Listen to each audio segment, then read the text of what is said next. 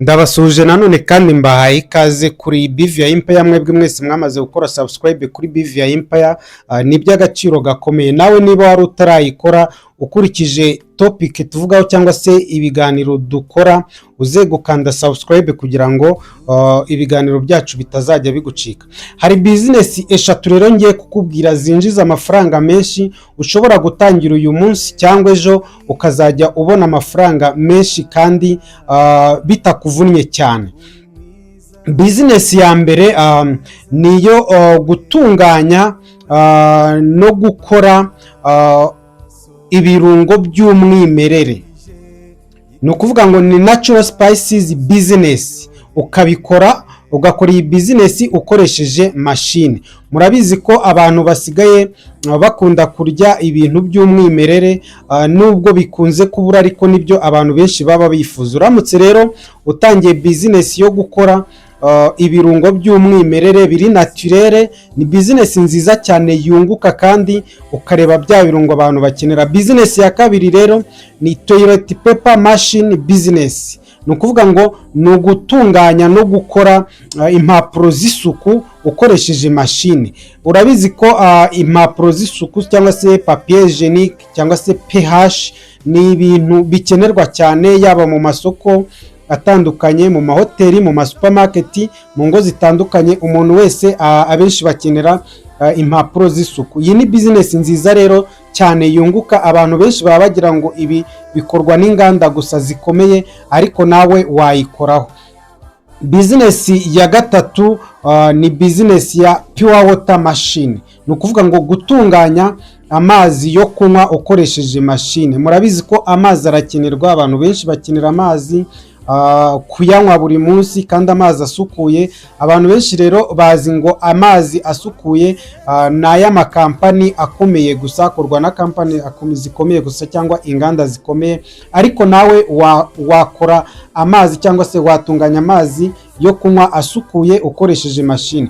Muri iyi video rero izi business uko ari eshatu ntabwo turazivugaho zose. Uyu munsi ngiye kukubwira kuri business imwe muri izi ngizi, niyo tugiye kurambura, ariyo natural spices business. Ni ukuvuga ngo gutunganya ibirungo by'umwimerere ukoresheje machine. Nujye kure rero y'iki kiganiro cyacu kugira ngo umenye uburyo watunganya ibirungo ukoresheje machine. Izindi business ebyiri zisigaye mbabwiyeho haruguru, nzakora video irambuye kuri buri business, ariyo gutunganya amazi yo kunywa, ari niyo gutunganya impapuro z'isuku cyangwa se papier hygienique cyangwa se PH toilet paper. Uyu munsi rero tugiye kuvuga nyine kuri business ijyanye no gutunganya ibirungo biri naturere by'umwimerere ukoresheje imashini. Uburyo rero watangira business y'ibirungo by'umwimerere ukoresheje imashini.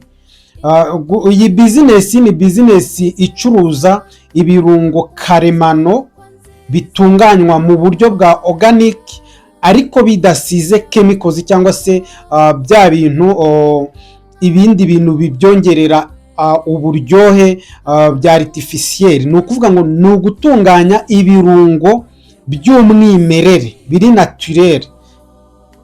Ni business ikomeye cyane rero ku isoko, kubera yuko abantu benshi muri iki gihe baba bakeneye kurya ibintu bifite umwimerere bitongewemo ibyangiza ubuzima bwabo. Murabizi yuko abantu basigaye batinya ibintu byo mu nganda, niyo mpamvu muzi ko ibiryo byinshi biryoha kubera ko bifite ibirungo. Hari abakunda ibirungo by'umwimerere ariko kubitunganya bikabagura cyangwa se bakabitunganya bya gakondo. Ariko uramutse ukoze iyi business yo gutunganya no gukora ibirungo by'umwimerere, wabona amafaranga menshi cyane. Ni business yakwinjiriza amafaranga menshi cyane. Hari umuntu nzi umwe watangiye business yo gukora urusenda mu Rwanda. Ni umukobwa mutoya cyane, niba dushobokera tuzamuganiriza, tumuzane abaha ikiganiro cyangwa se atugeze ikiganiro dusangize experience. Abantu benshi bari bazi ko urusenda akabanga rushobora kuba rutunganywa na Nyirangarama gusa, ariko nzababwira undi muntu watekereje kujya atunganya urusenda, ubu ngubu amaze kugera kure.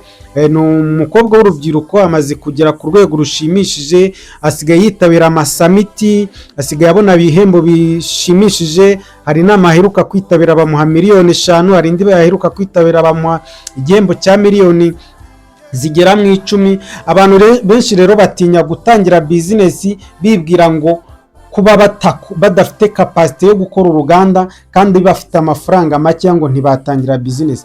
Iyi bizinesi yo gukora ibirungo rero ndaza kukubwira igishoro wakenera kidahambaye cyane ugakora iyi bizinesi yo gukora no gutunganya ibirungo by'umwimerere cyane.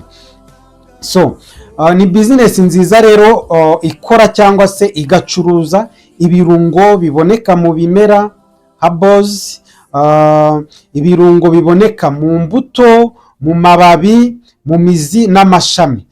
Ibirungo ku bantu bakunze guteka cyangwa se bamenyereye guteka, ibirungo bibamo amoko menshi, ariko ibyinshi bituruka muri ibyo bintu maze kubabwira. Ni bizinesi rero nziza cyane kubera yuko idashobora kubura isoko mu gihe cyose wabikoze neza kandi ukabikora kinyamwuga. Dufite ibirungo ushobora gutunganya nka jinja, ntabwo mbizi kubisoma amazina neza, ariko icyo ndasoma nabi, mwebwe abenshi mumenyereye guteka cyangwa se amahoteli ababizi n'abandi bizi ibintu bya food science, icyo nsoma nabi icy'ingenzi ni uko ari ugutunganya ubwoko bw'ibirungo mu buryo buri naturere utongeyemo produit chimique. Hari ginger, hari garlic, hari turmeric, hari pilau masala n'ibindi bikunzwe cyane cyane turagenda tugarukaho muri iyi video yacu. Iyi business rero ni business wakora gute, watangira ryari, byagenda gute? Natural spices business ni ugukoresha imashini zidasanzwe mu gukora ibirungo mu buryo buri professionnel cyangwa se mu buryo bw'umwuga.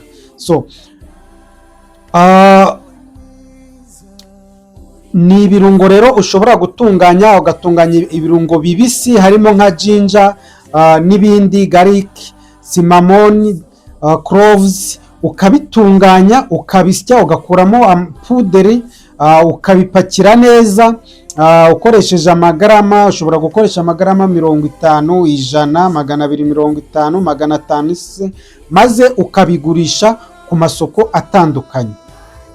Amasoko atandukanye ibirungo byo bifite isoko cyane, kubera ko noneho waba uri no gukora gashya ko gucuruza ibirungo by'umwimerere hano mu Rwanda uri umwe, kuruta uko abantu bacuruza ibirungo bisanzwe byo mu nganda byongewemo ibindi bintu kandi abantu bakeka ko bishobora kwangiza ubuzima bwabo. Ibi rero bitandukanye n'abasanzwe babikora mu buryo bwa gakondo, kuko waba ukoresha imashini kandi ukaba uri gutunganya ibirungo bifite ubuziranenge, bifite umwimerere, ibirungo biramba igihe kirekire, ibirungo bitanga umusaruro munini kandi byihutisha kubikora cyangwa se production speed. Kugira ngo rero ukore iyi business biragusaba iki? Biragusaba machine. Ngiye kukubwira machine 3 zidahenze, ndaza kukubwira na cost yazo cyangwa se ibiciro by'izi machine.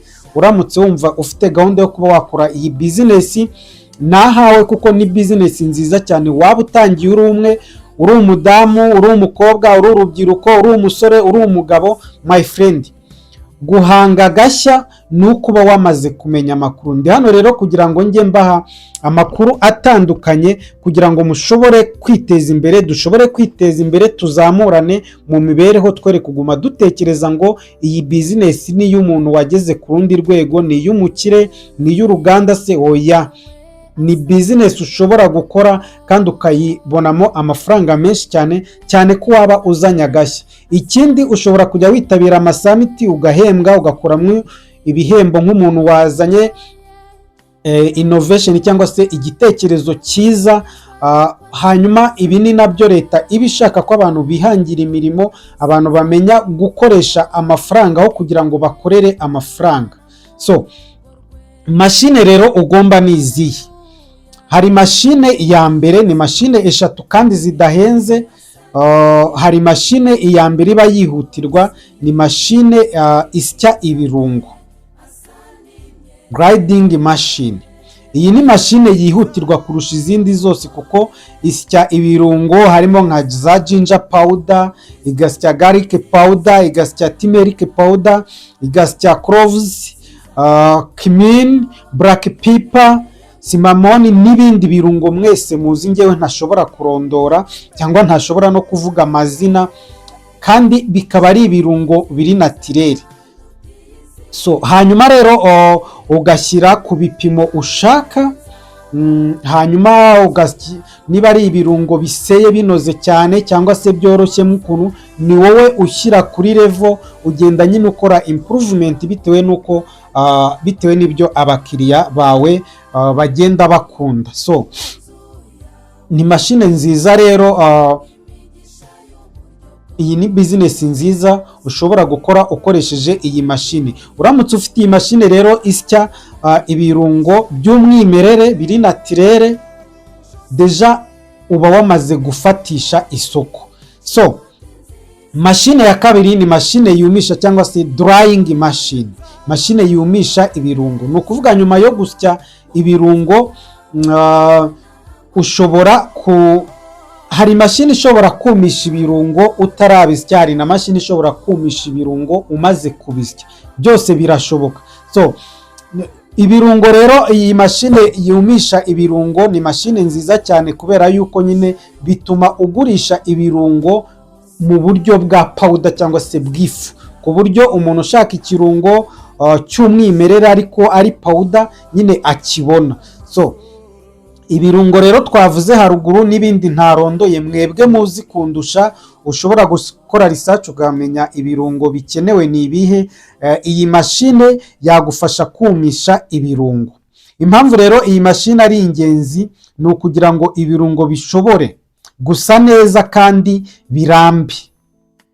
Mashine ya gatatu rero nayo idahenze ni packaging machine cyangwa se mashine ifunga cyangwa se ipakira ibirungo uba wamaze gusya, uba wamaze gutunganya.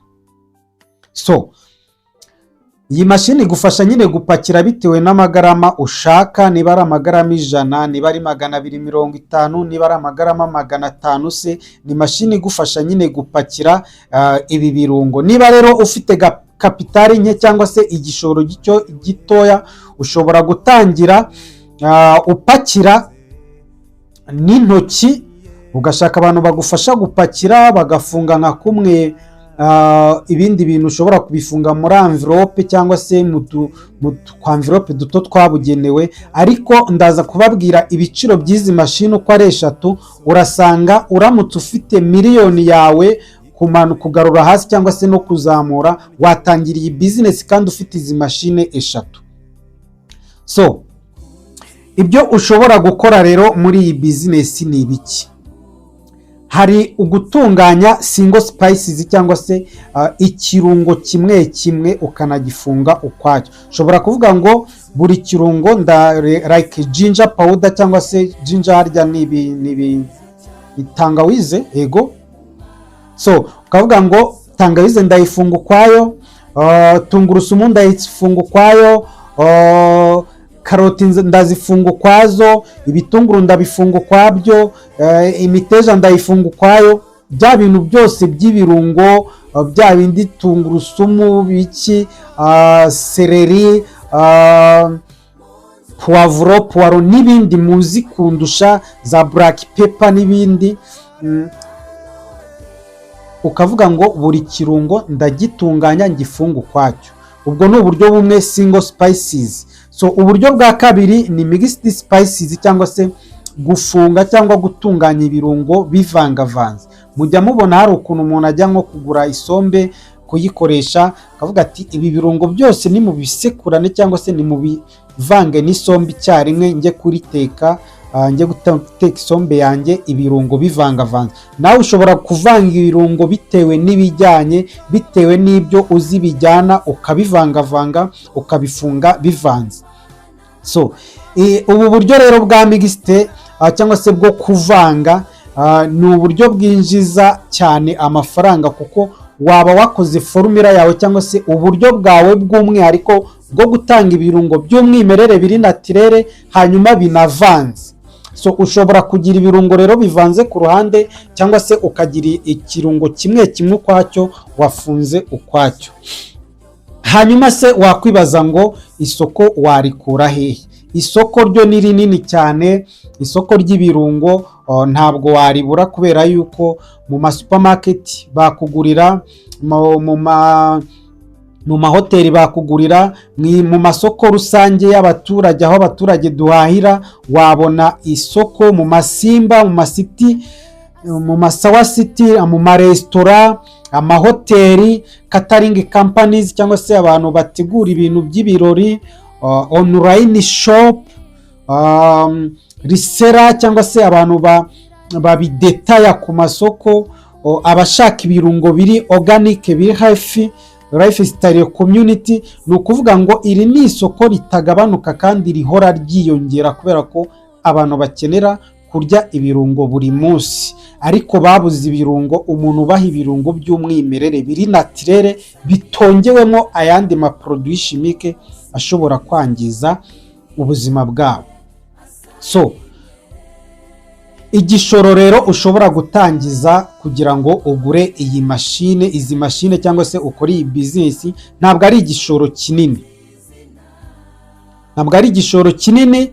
Urugero rworoheje, ushobora gutangira ukora ginger powder, ugafunga nka grams 100. Urabizi ko hari igihe igurishwa hagati y'amafaranga 800 n'amafaranga 1200. Cost yayo ishobora kugutwara 300. Inyungu urumva ko ni product imwe ishobora kunguka hagati y'amafaranga 600 n'amafaranga 900. Urwo ni urugero rumwe dufashe gusa. Niba rero ushobora gukora amapaki 300 ku munsi, ushobora no kwinjiza ibihumbi. Ubwo icyo gihe niba ukoze amapaki 300 ku munsi y'igicuruzwa kimwe cyangwa se yo product imwe, ukungukamo hagati y'amafaranga 600 na 900 ku munsi. Birumvikana ko ushobora kuba ukoreye ibihumbi 180. Ntabwo ari amafaranga make rero. Mu gihe isoko ryamaze kwaguka, mu gihe wamaze kubona isoko ryo ntabwo ari ukurishakisha, ahubwo habuze umuntu ubikora. Ngemba ndi hano kugira ngo mbahe ayo makuru. So ni business ishobora kugufasha, ni business yunguka vuba cyane ku bantu bafite machine nziza. So hari machine rero, ntabwo machine zihenze. Ushobora kugura machine nka machine ipakira, igura hagati y'ibihumbi 100 n'ibihumbi 300 biterwa n'ubwoko wahisemo.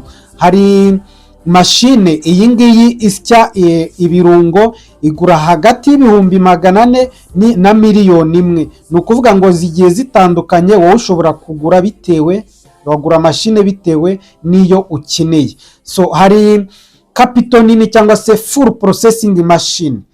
Ushaka gukora nyine business nini cyane mu gihe wamaze kwaguka, hari machine igura miliyoni, hagati ya 2,000,000 na 15,000,000. Iyi ngiyi ibirimo gusya, ishobora gusya ibirungo, ishobora kumisha ibirungo, ishobora no gufunga cyangwa se no gupakira ibirungo. So urumva ko rero uramutse ufite miliyoni yawe, 1,000,000 n'igice se, watangira iyi business kandi ukunguka cyane.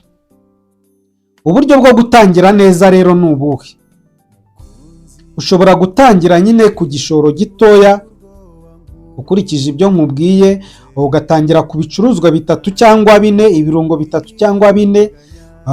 Hanyuma ukajya ubisya, wahitamo gufunga kimwe ukwacyo cyangwa se kubivanga, ni uburenganzira bwawe. Warangiza ugakora branding yawe irimo, ugashyiraho amabara yayanda akurura abantu, ugatangira online shop, ugatangira gutegura cyangwa se kumenyekanisha ibikorwa cyangwa se business yawe ukoresheje social media, ugashaka amasoko mu masupamaketi atandukanye, hanyuma ugatangira gushaka n'abakurangurira. Icyo gihe uba wamaze gufatisha, uba utangiye akazi neza cyane, kandi iyi ni bizinesi watangira, kaba ari akantu gashya uzanye wowe mu Rwanda, hanyuma ukunguka amafaranga menshi cyane.